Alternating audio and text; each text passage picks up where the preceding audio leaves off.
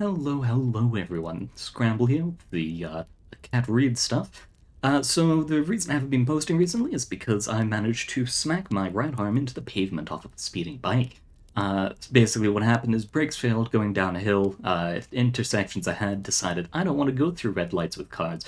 And so instead of ending up on the windshields of cars, I tried to dive myself onto the pavement instead, which succeeded, and also succeeded in getting parts of me all over the pavement. So I'm generally in pain right now, though that happened a week ago. I've gotten surgery for the broken arm I managed to sustain. Basically, got me looking like this right now. But yeah, so ended up making a nice new paint job for the pavement for a bit, and then decided to walk half a mile.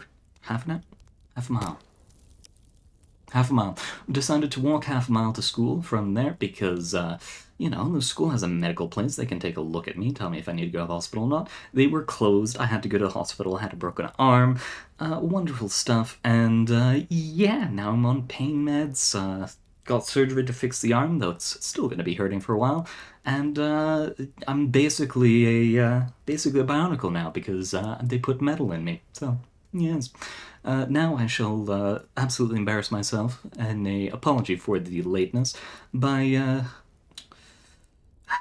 reading some old cringe story that I wrote a long time ago. So, I've got a few of these, so yeah, in the future, when things like this need to happen, I can read those too. But yeah, I don't have to risk embarrassing someone with reading this badly, because I'm gonna embarrass myself by reading them in the first place. So yeah, we're gonna read those real quick. The Ring. This was a time before the Adventurers Guild existed, where each town fought on its own against monsters.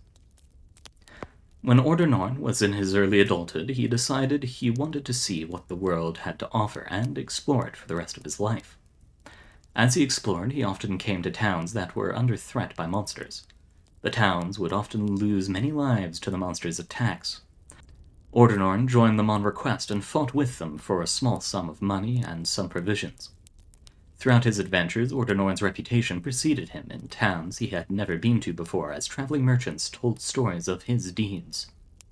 As he traveled, he also began to teach interested parties about the ways of battle, helping them get ready for monster attacks that were to come.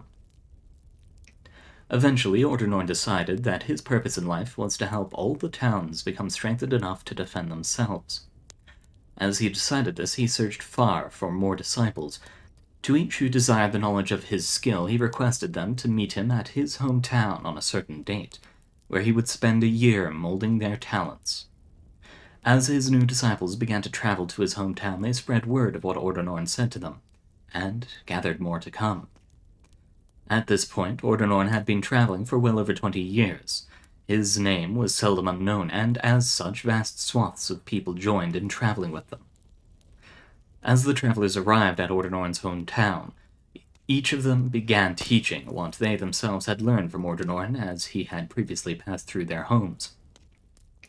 With some concern, the date for Ordenorn to arrive soon came and passed, and the disciples continued to train despite his absence. Eventually, news came to them that Ordenorn had died while defending a town in the far north from a warring tribe. After hearing this, the most influential of the disciples decided that they would continue to teach others in Ordenorn's name. They would take it upon themselves to protect those in need.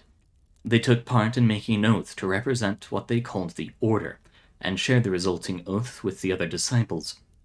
They swore that, even if they lost their lives doing so, they would defend those in need at no cost. Any who swore themselves with the same oath would be granted a ring to show their loyalty. This order still exists today, but has split into a number of different groups with different focuses. Some of these are the Order of the Northern Guard, who specialize in fighting against the warring tribes; the Order of the Forest, who specialize in fights against the forest monsters; the Order of the Light, who specialize in fights against the undead; the Order of the Blackened Hand, who specialize against the lawless; the Order of the Sleepless, those who see themselves as having failed in their tasks and will forego sleep using mundane or magical means, until they can forgive themselves. Alright, and now that I have cringed myself to death, I'll give a little bit of explanation on what this is about. Huge fan of D&D, so probably a few people could spot a little bit of D&D stuff in there. But setting that stuff aside, I was told to write something for some class a long time ago, and I'm like, I will write this in terms of a D&D story that never happened. And I've got like 6, I think. Let's see, 6? Yeah, 6 stories that were written based around D&D campaign stuff that never happened.